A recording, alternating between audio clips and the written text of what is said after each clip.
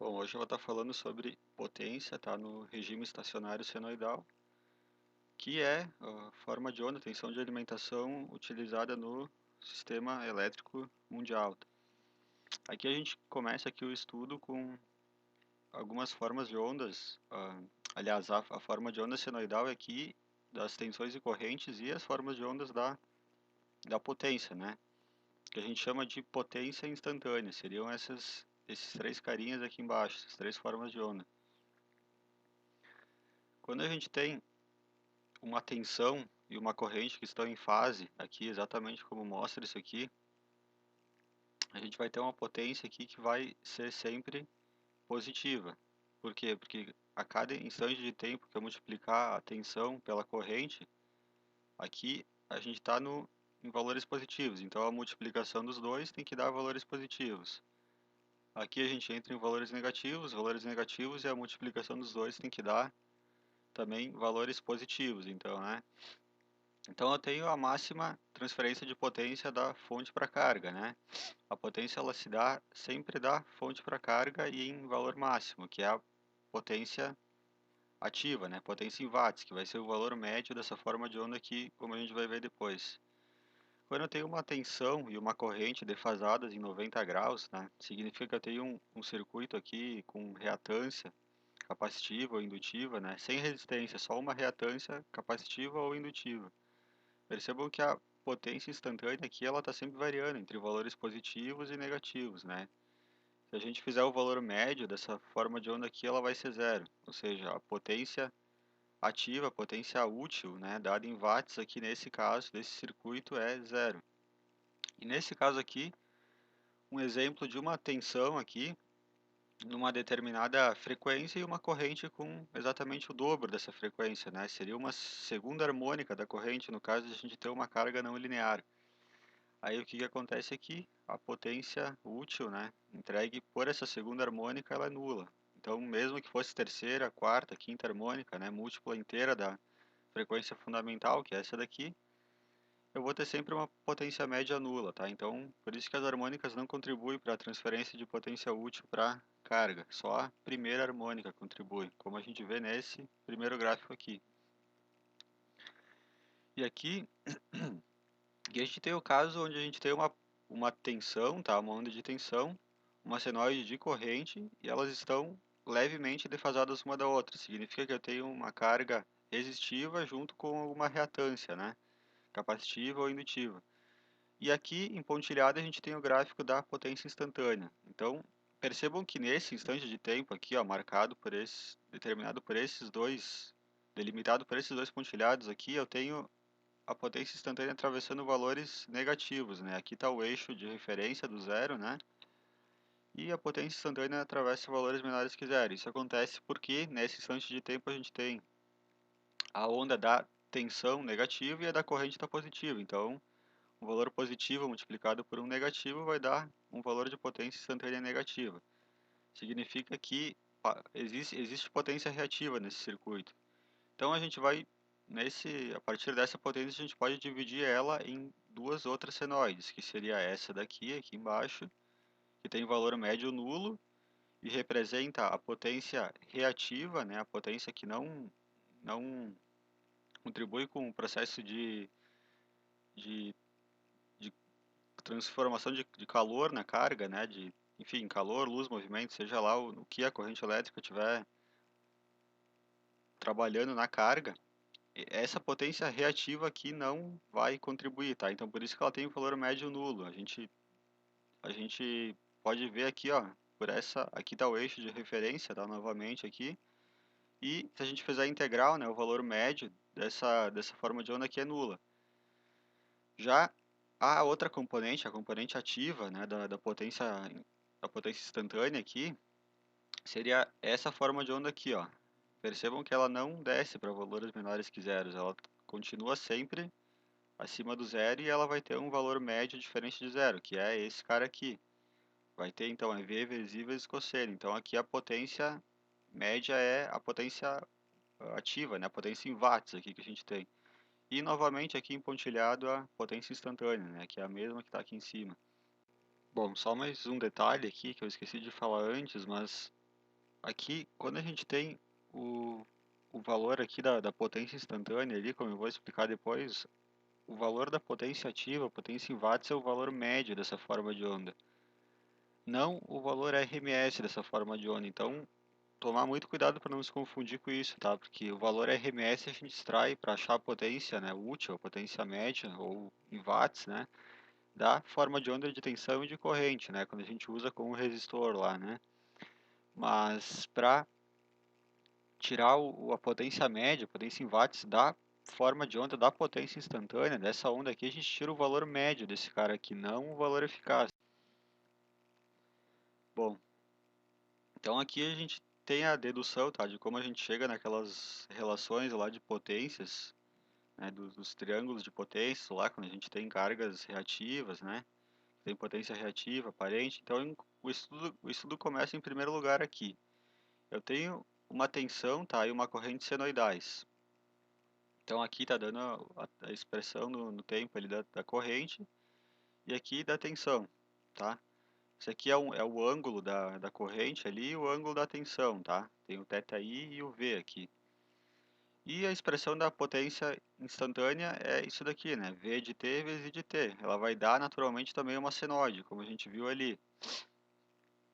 E se a gente aplicar, colocar esse cara aqui na definição, tá? Isso aqui é a definição de potência média, potência ativa em watts, né? A gente vai obter uma expressão no qual a gente vai utilizar essa relação trigonométrica aqui, tá? Para estar resolvendo a integral e a gente vai chegar finalmente nesse cara aqui, tá? Que é esse aqui vai ser a potência média, né? Ela vai te dar esse valor aqui, ela vai ser proporcional ao cosseno também da diferença da defasagem angular entre a forma de onda da corrente e a da tensão. Então, colocando esses dois caras aqui na integral ali, a gente usa essa relação e chega nisso aqui. Se a gente não tem defasamento angular, né, se a tensão e a corrente estão em fase, perceba que isso aqui vai dar zero aqui no meio e cosseno de zero é 1. Então a gente tem a potência média ali para uma carga resistiva, né? Se aqui o cosseno fosse de zero. Se existir defasamento angular aqui, você vai dar um cosseno com um valor ali menor, o cosseno do ângulo aqui vai ser menor do que 1 e eu vou ter uma diminuição ali, né, da potência ativa, né, potência útil. E como a gente está falando de senoides, né, então a gente tem aqui o valor RMS, tá, de uma senoide ele é dado pelo valor máximo dividido por raiz de 2. Então se a gente substituir esse cara aqui, tá, pegar o XM aqui, substituir por esse cara aqui, a mesma coisa para o IM, que são valores máximos, valores de pico, né, aqui da senoide, a gente chega nessa expressão que é mais conhecida, tá? Como VRMS vezes IRMS vezes o cosseno da diferença dos ângulos entre tensão e corrente.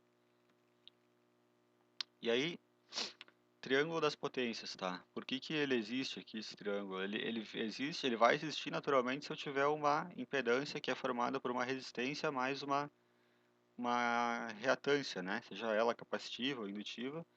Então, esse triângulo aqui, ele nasce primeiro desse daqui das impedâncias, né? Ele só existe porque esse triângulo aqui existe. Eles têm o mesmo ângulo aqui, tá? Esse ângulo aqui é igual para os dois.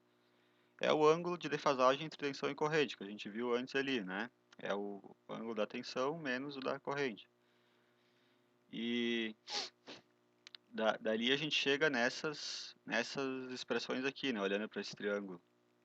E, aqui antes, que eu me esqueça aqui, potência aparente, tá? A definição dela é VRMS vezes IRMS. Como a gente está falando de definição, isso aqui é válido para qualquer forma de onda, tá? O nosso estudo aqui se limita a senoides, mas ela é válida para qualquer forma de onda. A mesma coisa é essa fórmula aqui, tá? O V de T e o de T poderiam ter qualquer outra função aqui. É por isso que são definições, né? Eles valem para qualquer caso, para qualquer forma de onda. Então, potência aparente, VRMS vezes IRMS, a definição, isso aqui tem que saber. E a partir disso a gente deduz as outras duas potências, né, a potência média e a potência reativa. Essa potência reativa talvez eu chame ela de Q ali depois, tá? Mas PR, potência reativa ou Q, eu tô falando da mesma coisa, tá? E o fator de potência aqui, né? no caso de tensões senoidais, ali, cargas lineares, ele vai simplesmente se reduzir ao cosseno desse ângulo aqui, cosseno φ, né? E essa aqui é a definição do fator de potência, né? Ela vale para qualquer outra forma de onda. Quando a gente está falando de senoides ali, então ele se reduz a simplesmente cosseno do ângulo ali. Potência complexa, então, ela nada mais é do que o, o módulo da própria potência aparente, que a gente já viu ali em VA, né? Dessa potência aqui, e acompanhado do ângulo. É uma outra forma de expressar a potência aparente, só que com o ângulo, né? Com esse ângulo aqui, que é o mesmo, né? Nesses dois triângulos, aqui, tá? Então é só mais uma maneira de expressar a potência, o sistema de potências ali, né, senoidal, com módulo e fase. Então o módulo é o mesmo da potência aparente, tá? V RMS vezes I RMS, esse asterisco aqui significa que é conjugado.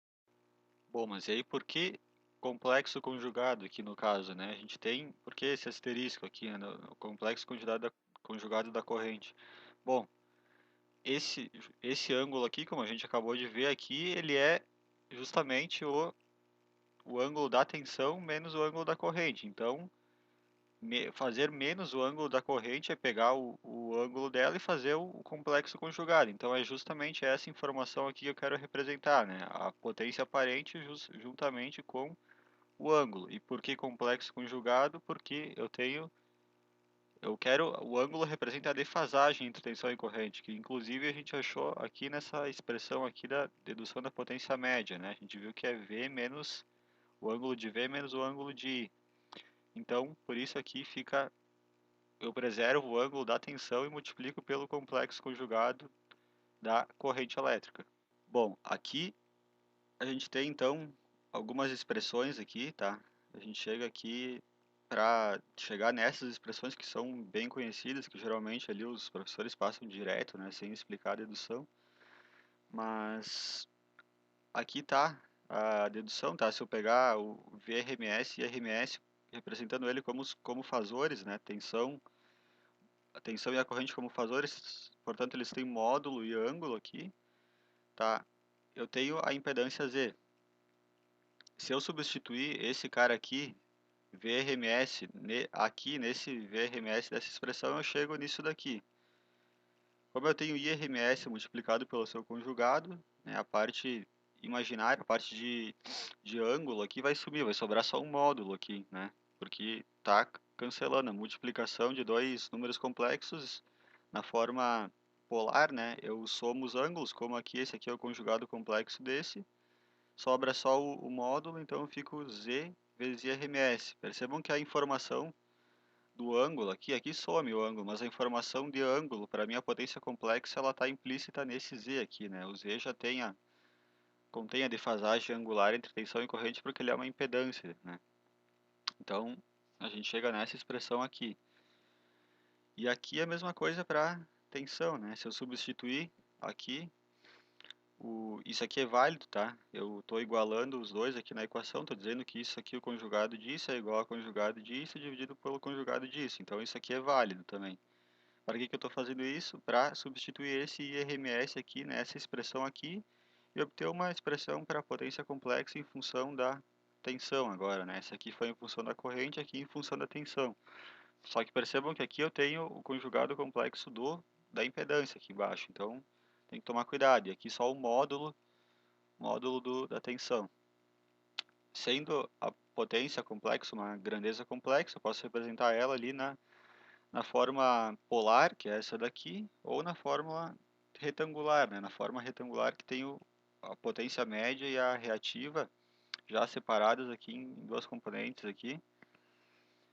E se a gente tem uma potência reativa Q maior que zero, tem uma carga indutiva, menor que zero ela vai ser uma carga capacitiva, tá? Se tiver menos Jq aqui é uma carga capacitiva. E se o Q é igual a zero, só tenho parte real, aqui significa que eu tenho uma carga resistiva. Bom, então a gente viu ali nesse contexto que a gente tem 5 tipos de potência. Potência média, dada em watts, aparente, VA. Potência reativa, VAR, complexa, que é nada mais é do que a própria aparente com o mesmo módulo e ângulo, né, informação de ângulo. e a potência instantânea, que é aquela senoide lá que varia e não tem um valor definido, né? Ela varia de acordo com uma função senoidal no tempo.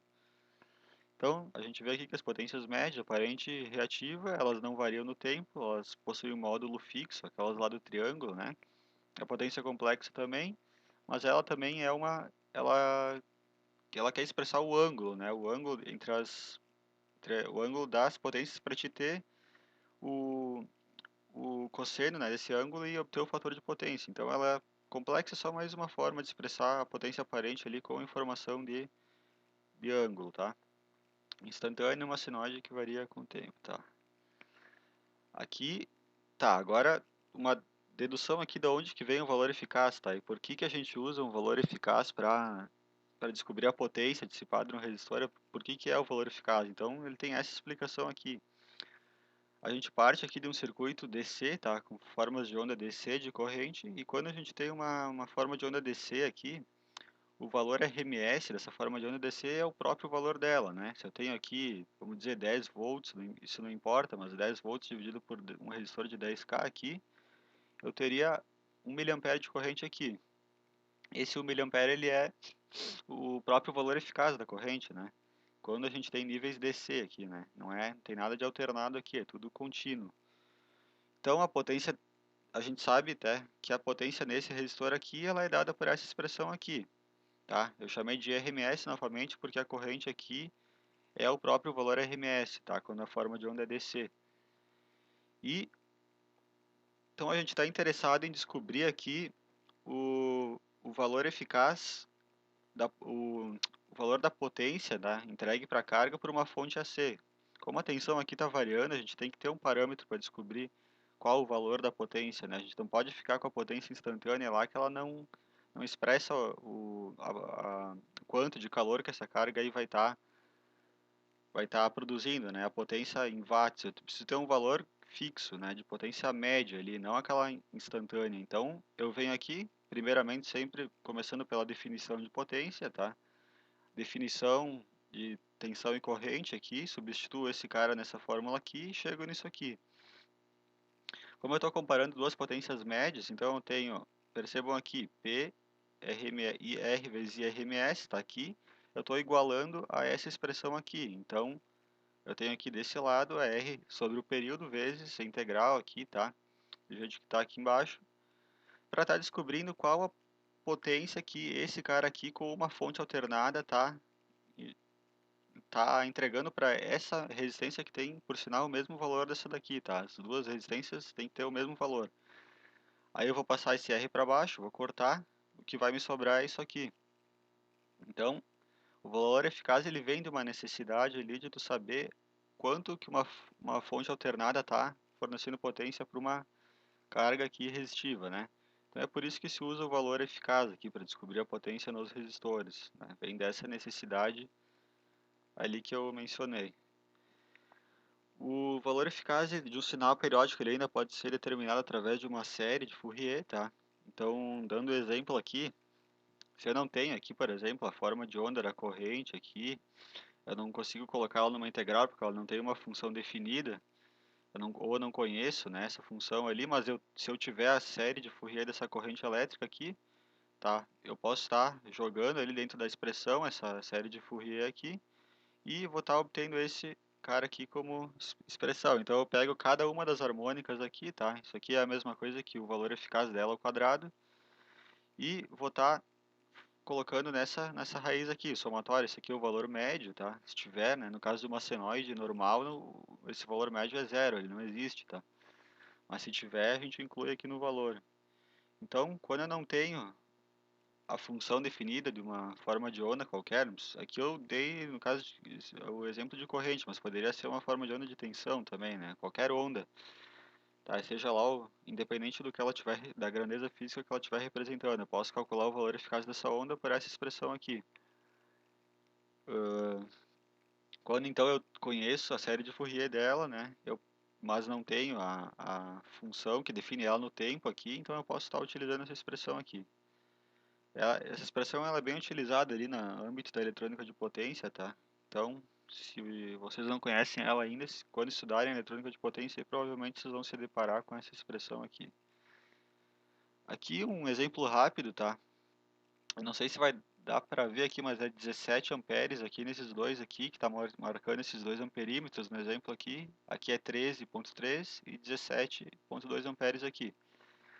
Isso aqui é um exemplo, tá, de correção de fator de potência, tá? Eu até já fiz um vídeo sobre isso no meu canal, tem um vídeo só sobre fator de potência, que eu falo isso aqui melhor.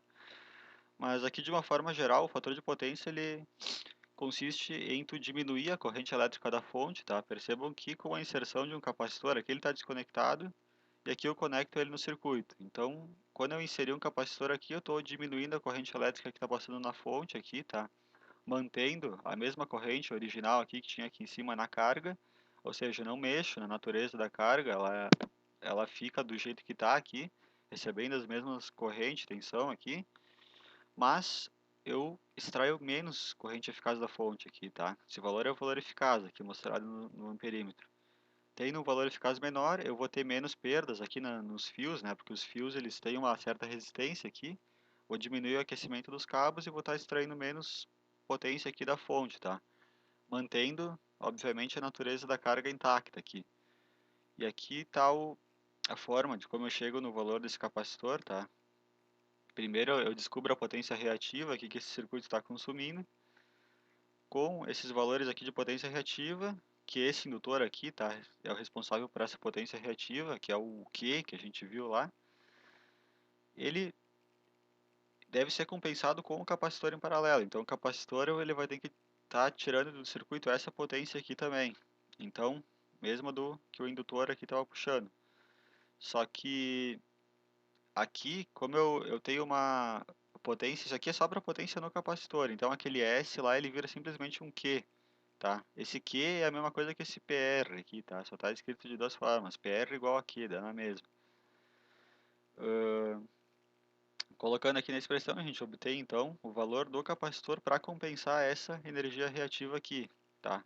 Então eu sei que pode parecer estranho eu ter uma corrente menor aqui do que a que eu estou entregando para a carga, mas aqui na verdade a gente está fazendo uma soma vetorial, tá?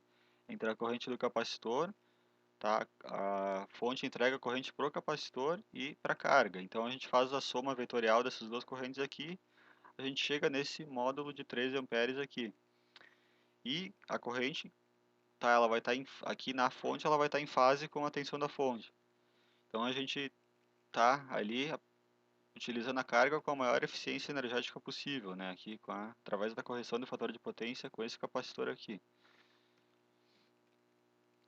A conservação da potência, então, ela vai me dizer que toda a potência fornecida pela fonte, ela necessariamente tem que ser igual à potência total consumida pela carga. Não importando se o circuito tem cargas que estão em paralelo, séria ou combinação dos dois, tá? Tudo que for tirado da fonte tem que estar sendo entregue para a carga, ou para as cargas, né? Para as impedâncias do circuito, né? E a gente pode pegar, somar todas as potências reais de todas as impedâncias do teu circuito aqui, e depois somar todas as reativas, tá? Não somar real com reativo, estou dizendo somar todas as reais dos elementos do teu circuito, somar todas as reativas dos elementos do teu circuito, para encontrar a potência total fornecida, né? A potência complexa que a fonte está fornecendo. Só não é correto somar a potência aparente dos elementos do circuito, né? Isso vai dar erro, não dá pra fazer. Mas as potências reativas e as reais eu posso somar para depois fazer o meu triângulozinho ali de potências ali da minha carga. E para finalizar aqui, então, um resumo ali de tudo que a gente viu, tá? Se quiserem estar dando print aqui nesse slide aqui, ele é bem importante, que ele tem um resumo ali de todas as potências ali né, do triângulo ali, do regime senoidal, tá? Novamente, isso aqui é válido para o regime senoidal. E então, acho que era isso daí. Valeu.